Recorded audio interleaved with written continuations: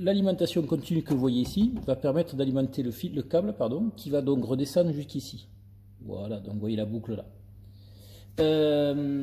Évidemment, si je mets du courant, qu'est-ce qui va se passer? Si le câble est parcouru par de courant, il se passe absolument rien, heureusement. Je supprime l'alimentation. Par contre, cette fois, je vais mettre, puisqu'on a parlé du courant, maintenant on va parler du champ magnétique. Donc, je place le câble dans un champ magnétique créé par cet aimant. Il se passe, bien sûr, rien. Donc maintenant, je vais faire le mélange des deux, donc électricité et champ magnétique, ce qui veut que le câble va être donc toujours placé dans le champ magnétique, mais en plus traversé par un courant continu et automatiquement, ok, vous voyez que le câble s'est mis en déplacement, ce qui veut dire qu'il est soumis à une force. Voilà, force électromagnétique, donc mélange d'électricité et de champ magnétique, force mécanique. Je supprime l'alimentation, voilà. Donc la force est exercée vers le fond.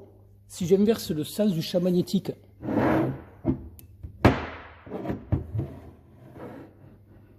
alors on va l'arrêter l'animal, voilà.